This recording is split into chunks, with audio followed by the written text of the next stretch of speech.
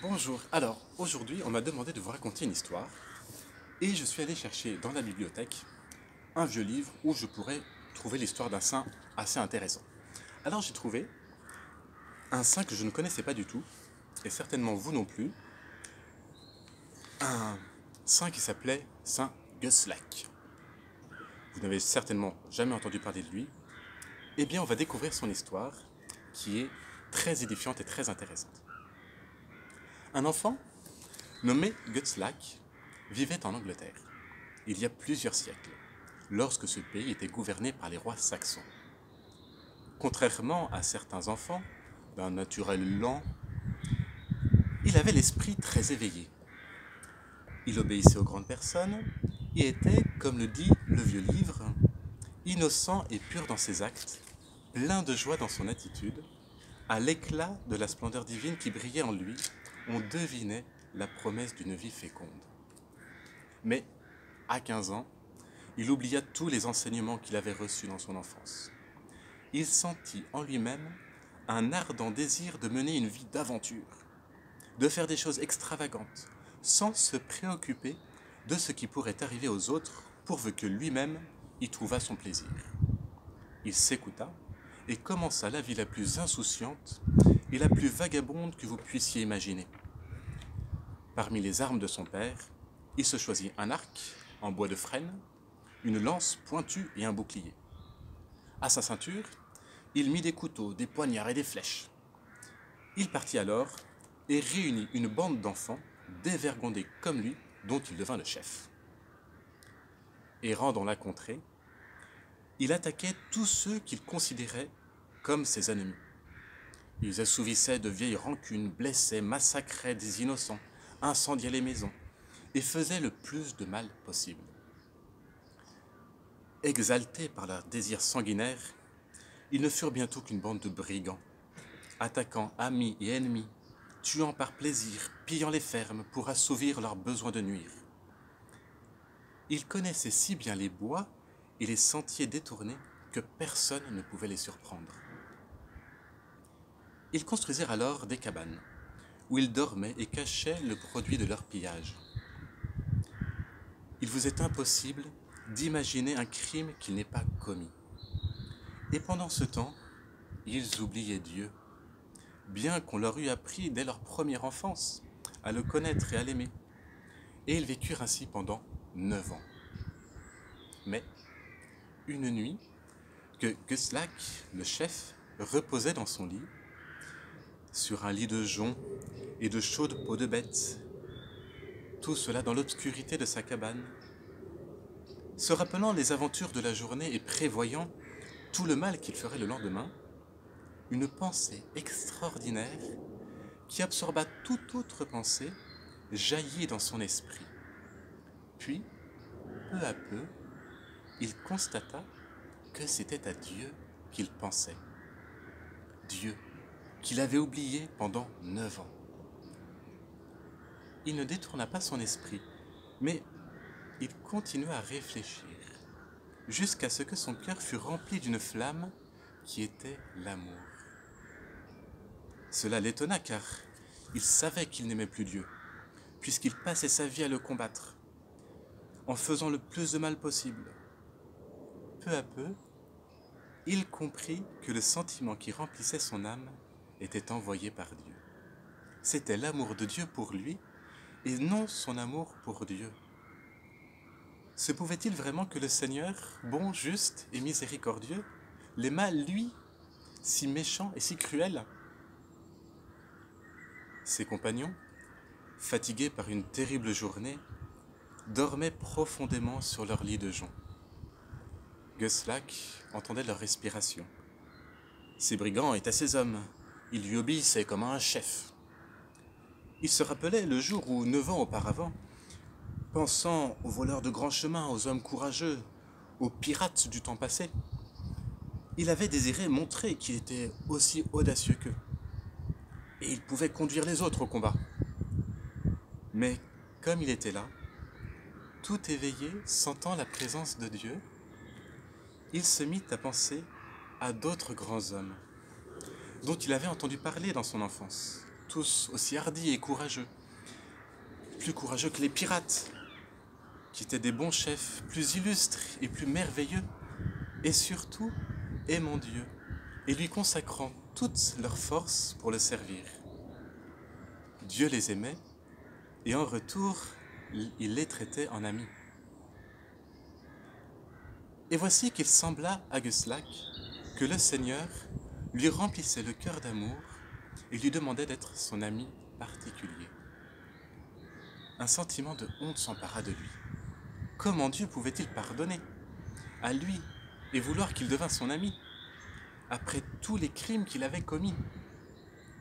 Mais soudain, il fut pris d'un immense désir d'être l'un des amis intimes de Dieu et de toujours lui obéir. Son guide, son chef serait notre Seigneur. Il comprit qu'il devait lui demander pardon du fond du cœur de toutes ses fautes et promettre sur son honneur de ne plus faire le mal. Guslas s'assit sur son lit et réfléchit sérieusement. Cela signifiait qu'il ne devait plus être un brigand à la tête de ses audacieux compagnons, mais abandonner sa vie de liberté dans les bois et renoncer au plaisir qu'elle lui avait à procurer. Comme le sacrifice était dur. Mais alors, que ne recevrait-il pas en échange? Il trouverait l'amitié de Dieu et aurait la certitude de lui être agréable. Étendant les bras dans l'obscurité, il murmura: « Mon Dieu, je renonce à tout ce qui est mauvais. Pardonnez-moi mes fautes, purifiez-moi, rendez-moi de nouveau semblable à un petit enfant innocent. » Alors, rempli de joie, il retomba sur son lit et il s'endormit. Lorsque Guslas se réveilla, les rayons du soleil pénétraient dans la cabane. C'était par un de ces splendides matins que nous donne le printemps. Ses compagnons dormaient encore, mais commençaient à remuer sur leur chaude peau, dessous leur chaude couverture de daim. Ils ne se doutaient pas que leur chef, assis sur sa couche inondée des rayons du soleil, pensait au Créateur qui s'était révélé à lui pendant la nuit et l'avait invité à venir au nombre de ses amis. Maintenant qu'il faisait jour et qu'il entendait les rires grossiers de ses compagnons, Guslas avait du mal à le croire. Il savait cependant que c'était vrai et qu'il avait fait une grande promesse. Il était trop courageux pour revenir en arrière et renier sa parole, si dur que cela pût être. Il se leva donc, ayant au cœur une ferme détermination. La première chose devait être de parler à ces hommes. Ce serait pénible.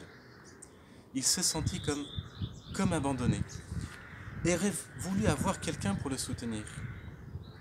Il se souvint alors que son chef était notre Seigneur, qui viendrait près de lui pour le secourir dans sa première démarche. Il sortit dans le bois tout couvert de rosée. Les oiseaux chantaient, comme si eux aussi aimaient Dieu de tout leur cœur. Il appela ses compagnons pour leur communiquer l'importante nouvelle. Ils accoururent dans l'espoir que leur chef leur annoncerait le projet d'un exploit audacieux qu'ils devraient accomplir dans la journée. Il se tenait au milieu d'eux, plus grand et plus beau que tous. D'une voix claire, il leur raconta l'événement de la nuit. « Dieu m'a appelé à la troupe de ses amis. Quand il appelle, on n'hésite pas. Aussi, je renonce à notre vie de brigand. Je ne suis plus votre chef. Désormais, je serai au service de Dieu. Je vous quitte pour toujours. » Les brigands se regardèrent atterrés. Qu'était-il arrivé à leur chef? Était-il fou? Qu'allait-il devenir sans lui? Ils tombèrent à ses genoux, le suppliant de ne pas partir. Mais déjà, dans les yeux de Guslas se lisait l'espoir d'autres aventures. Les plaisirs de sa vie passée n'avaient plus aucun attrait pour lui. C'est à peine s'il entendait les supplications de ses compagnons. Ils renoncèrent bientôt à l'espoir de le persuader. Gustlac s'enfonça dans les bois. Sa vie d'autrefois n'existait plus. D'abord, il ne sut pas où aller, mais il était convaincu que notre Seigneur, son nouveau chef, viendrait à son aide. Il se rappela que non loin de là, les moines de Saint-Benoît avaient une abbaye. Il irait trouver ses amis de Dieu qui ne refuseraient pas de l'accueillir. Il continua sa marche et arriva à l'abbaye. Il frappa à la porte, et aussitôt un frère vint ouvrir. Il dut être saisi de frayeur, en voyant devant lui le grand chef, car Gustlac était redouté de tous. Dans tout ce pays, il était connu et redouté. Mais de suite, le frère vit l'amour de Dieu briller dans les yeux du brigand. Que dis-je, ce n'était plus un brigand qui se tenait devant la porte. C'était un serviteur de Dieu, parlant avec douceur et humilité. Les moines firent entrer Gustlac et l'accueillirent avec bonté. Il constata bientôt qu'il était plus difficile de se vaincre soi-même et de terrasser le démon que ses ennemis d'autrefois. Mais il se jeta dans la lutte avec courage. Il ne voulut pas faire les choses à moitié. Il se mit à servir Dieu de toutes ses forces, parce qu'il avait auparavant combattu avec tant d'acharnement. Se rappelant qu'il avait souvent dérobé du vin pour s'enivrer, il n'en voulut plus boire une seule goutte. Et cependant, les moines avaient quelquefois la permission d'en prendre. Cela ne leur plut pas du tout d'abord.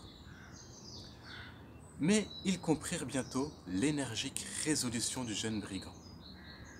Voyant la pureté de son cœur et son grand amour pour Dieu, ils se prirent tous à l'aimer.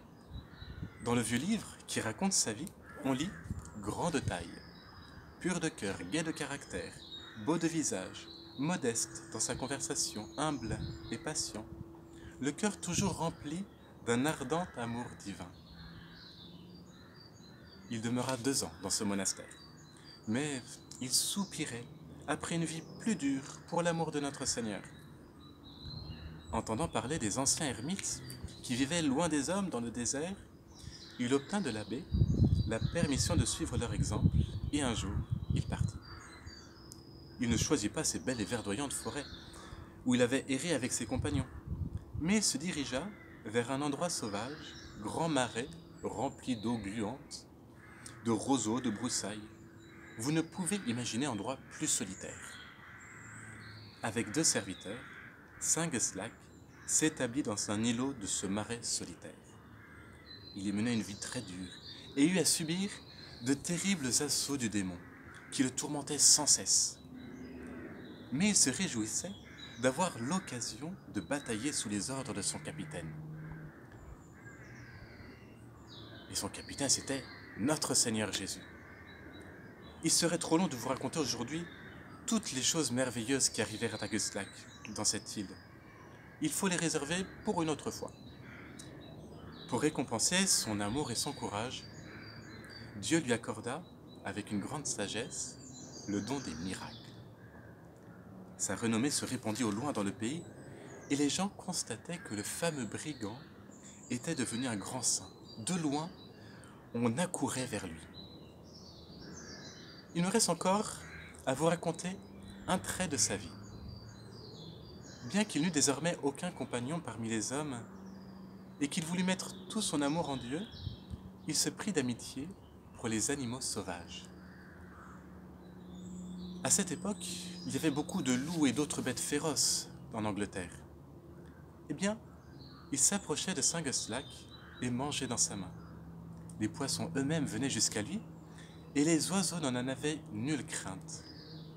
Les hirondelles, si timides, venaient se poser sur son épaule, et certains corbeaux lui causaient de l'ennui, parce qu'il dérobait des objets jusque dans son habitation. Il reçut un jour la visite d'un saint homme, nommé Wilfrid, qui fut tout étonné de voir les hirondelles sur l'épaule de Saint Gustlac, et lui demanda « Pourquoi les oiseaux sauvages du désert venaient si docilement se percher sur lui ?» Il répondit « N'as-tu pas lu dans la Sainte Écriture que les oiseaux et les autres bêtes sauvages deviennent familiers avec ceux dont la vie est conforme à la volonté de Dieu? De plus, les anges s'approchent de celui qui passe ses jours loin des hommes et du monde. C'est ainsi que ce lieu désert fut béni de Dieu, qui permit que saint Geuslac fit plus de bien à ses compatriotes qui ne leur avaient fait de mal au temps de sa vie désordonnée. Il accomplissait des miracles aussi prodigieux que ceux des prophètes de l'Ancien Testament ou de saint Jean-Baptiste. Mais Dieu ne voulut pas le laisser très longtemps sur la terre. Désirant posséder son courageux et fidèle ami près du ciel, près de lui au ciel, au bout de 15 ans, saint Geuslac, encore dans la force de l'âge, tomba malade. Sachant que Dieu l'appelait pour le récompenser, tout joyeux, il commença à se préparer. Il ne fut malade que 7 jours, et il savait qu'il mourrait le 8e jour. Mais il n'éprouvait aucune crainte. Ne s'était-il pas totalement repenti de ses fautes? Et n'avait-il pas été pardonné en cette nuit où, pour la première fois, il entendit l'appel de Dieu? Il attendit donc, étendu dans sa cabane. Un de ses serviteurs, qui se trouvait alors à quelque distance, leva les yeux par hasard et vit qu'un nuage blanc, resplendissant, entourait la petite maison. Il y resta jusqu'au point du jour. À l'aube, saint Geuslac appela son serviteur et lui fit ses dernières recommandations pour ses amis. Puis, il leva les yeux au ciel et étendit les bras. Il rendit le dernier soupir et son âme, toute joyeuse, alla goûter au paradis le bonheur éternel.